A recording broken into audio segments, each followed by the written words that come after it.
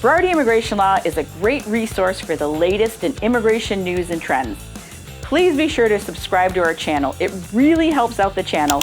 And click that notification bell so you never miss a video from Berardi Immigration Law. Hi, I am Gabriella Agostinelli, an attorney with Berardi Immigration Law, and the purpose of this video is to go over everything you need to know about your upcoming L-1B submission. Now, the L1 category is for individuals who are intracompany transferees. This means that this individual has worked for a company outside the United States in a specialized knowledge capacity, more on that later, for at least 1 full year, and that person's services or knowledge is needed in the United States at an affiliated operation. We have to show that both companies are actively doing business and that, again, you have a qualifying role for each of these affiliated entities. Now, when we are applying for an L-1B, we are indicating to the government that you are an individual with specialized knowledge. This means that you have a much higher than average understanding of a specific area of operation within your company, whether it's a proprietary product, certain technology, procedural components to your company's work, or what have you. You know a lot about something important to your company. And for that reason, they seek this knowledge transfer through you to the United States. There may not be anybody in the U.S. organization that can do this. This might be a knowledge gap. There may not be anybody within your own team in Canada that knows how to do this. And again, for that reason, you're the person for the job, and that's why you need this visa to the United States. When we are applying for an L1 work permit, you are going to be presenting 2 packages, identical packages, to the government officer who's reviewing your application. And in each of these packages, we're going to include several government forms, a letter of support from the employer drafted by the attorney, explaining a little bit how each of the companies are doing business, how they are affiliated on a corporate and legal level, and how you have held qualifying employment for 1 full year. That is, what are your duties? How have you been a specialized knowledge worker? And what are your credentials that make you so? So this package is also going to include a table of contents with all of the exhibits needed to substantiate each of those particular notions. Incorporation documents and formation documents for the companies, financial documents, share registers, and all of this information showing how the companies are related, and finally, information about how your position is a specialized knowledge role. This might take the form of a resume, of degree transcripts and diplomas and certifications and training confirmation letters or manuals. All this documentation that really gives the narrative that you, throughout your career and within this organization, have honed a specific set of skills that makes you an important member of the team and capable of transferring this knowledge in the United States. So read through the entire petition before you attend your appointment. Be familiar with the contents of the letter and the table of contents to know where everything is in case your officer is looking for something. The petition will also have a cover letter on it addressed to that will be reviewed directly by the officer so that he or she gets a quick summary of everything they need to know about your case. So let's talk logistics and then we'll go over talking points. So if you are coming from Canada, and you must be coming from Canada in order to apply, if you are driving or flying, you will be going through the regular inspection lanes. You will not be going through the Nexus lane if you have a Nexus card. You're going through the regular lane, you get to the booth, you'll tell the officer, I'm here to apply for L-1B status. You will then be placed in a secondary inspection room, or if you're driving, you're going to be pulled over into this area and you're going to enter into the secondary inspection building. If you are applying at the Peace Bridge Port of Entry, then we always recommend that you do, if you can, we are required to show the officer at the primary inspection booth that you have an appointment and a confirmation number, both of which should be supplied to you by the attorney. And you will then be given the ability to pull over and attend your appointment at the Peace Bridge.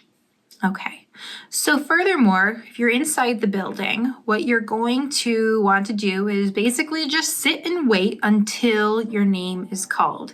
You might see other people that are called before you and who are there perhaps after you have arrived, and you're thinking, what the heck, why are they getting called first? Well, in reality, there's only a few officers who are able to adjudicate L-1 visas, and because of that, there's going to be a bit of a wait time for you to have your interview, perhaps, and other people who are coming in merely as visitors might be processed prior to you. So when you go up to your appointment counter, when your name is called, you're going to carry both of your petition packets with you. And at that point in time, you're going to indicate to the officer that you are applying for L-1B status. They might keep you up there and ask for some preliminary answers to questions. What's your name? What's your company? And where's your business located? But they generally will have you sit down while they review everything, and then they'll call you back up. Sometimes they keep you up there the entire time while they review everything. But generally speaking, once you are actually interfacing with the officer, it's not going to be more than 5 to 10 minutes in total. There are some outliers to this, but overall, this is what you can expect. So, the type of questions that are typically asked of you, the biggest one is, how do you have specialized knowledge? What do you do? And remember, there's that letter of support that we already drafted in your petition that explains exactly what you do. You want your answer to resonate with whatever's in that letter. You want to be able to indicate the ways in which you have unique, rare, specialized skills. You want to be able to explain what is your expertise, how throughout the tenure of time you've been with your company, you've honed a very specialized skill set, that there is not this skill set currently in the United States, and you are needed to fill the gap. Don't be humble. Go in there and talk about all of the ways that make you special if you're given the opportunity. Remember to always advocate for yourself.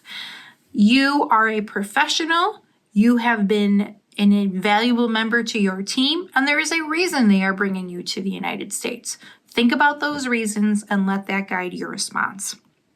Now, you could also indicate that in your package, you've presented a whole host of documentation in support of that, which we spoke about a few minutes ago. And you're free to direct them, say, I have all of this evidence in support of everything that we're discussing now. They might ask other questions like, where will you be going? How long will you be there? And you can absolutely answer honestly. In fact, you always want to answer honestly to everything that's asked of you at the border. When you have your application approved, they're going to tell you, and you're definitely going to know that you've been approved because they're going to take your electronic fingerprints, take a little photo of you, and then they will process you in the amount of $960 for first-time applicants or $460 for second-time or subsequent applicants. Now, you are not going to be given anything in support of that approval at that time, but several weeks or months later, something will come to our office first. It's an approval notice from USCIS, which we will then forward on to you. That serves as secondary evidence of your status. But at all times following approval, the computer system of Customs and Border Protection will know that you've been approved. They will have a record of that. And in fact, what we urge all of our clients to do is to go to this link down here to access their online admission record. This indicates how long you've been admitted to the United States for. Now, the longest period of time we can get for L1 applicants is 3 years, at least for initial applicants, unless you're applying under a new office scenario and you're only getting a 1 year. Now, what's going to happen is the government will put on this I-94 record how long you've been admitted to the United States. If you have a passport that is expiring prior to the period of time you've been approved through, you're only going to be admitted through the expiration of your passport. But once you get a new passport, you'll be admitted through the remainder of that 3-year period, or however long the period of time for approval was. So yes, it's a good idea to travel with a copy of this I-94 admission departure record in your passport at all times, and up until the point that you receive that L1 approval notice in the mail. But even after you get that notice, it's always a good idea to travel with a copy of that admission departure record, because you're not going to get a stamp in your passport or an I-94 record in your passport at the time of your approval, generally speaking. A quick note before we wrap things up.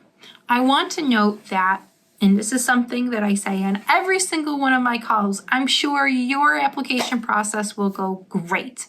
But in the very rare chance that things are not going so well, what I want you to know is you have some options. If you feel like the officer's not listening to you, you're not really understanding each other, something's not working well, you could say, hey, I'd be happy to have you speak with my attorney to help clarify some points. Our phone number is at the bottom of every petition that we submit on the cover letter. Or you could say, may I call my attorney so that I can clarify some points with her or any questions you might have. They might say yes, they might say no. If they say no, then you say, okay, well, can I please speak to your supervisor? Your supervisor may allow you to call the office or may call the office, or might be willing to work with you to get over whatever hiccup you're having in the application at that point in time. Lastly, if neither of those options are available to you or have gotten you anywhere, what you can do is say, I'd like to withdraw my application for admission to the United States. This is better than getting an outright denial. If you get an outright denial, it's unlikely we're going to be able to rehabilitate the case. But if you withdraw your admission before it gets to the point where they just say, no, I'm not doing this, then you're able to come back, we can regroup and figure out, is there a way that we can secure the approval despite what just happened at the border? Now, the last thing I want to note is for Nexus card holders. First of all, I want to say Nexus is an amazing program. If you don't have it, you absolutely should.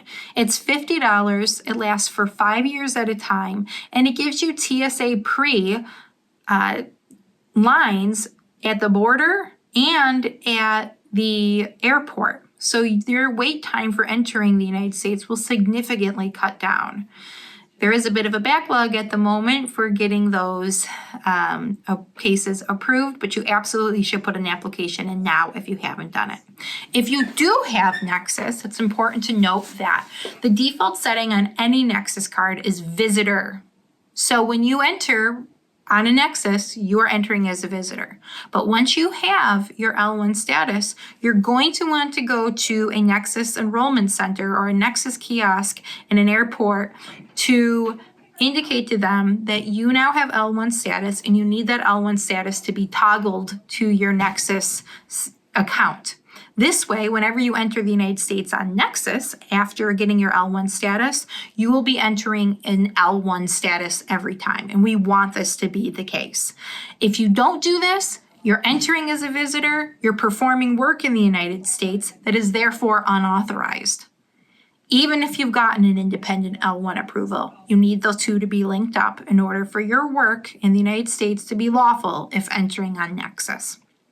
So your appointment's coming up. You're going to do great. We know you'll do a great job, but we want you to know if you have any questions before that, please reach out to us. Don't hesitate to ask any questions. Let us know how everything goes afterwards. Safe travels to the United States. You got this. Take care. Thanks for watching. Be sure to like our video, subscribe to our YouTube channel, and hit that notification button so you never miss one of these important updates. Also, check out the Berardi blog that's on our website at berardiimmigrationlaw.com. The blog is updated 2 to 3 times a week, contains tons of up-to-date information on policies and trends. You won't want to miss it.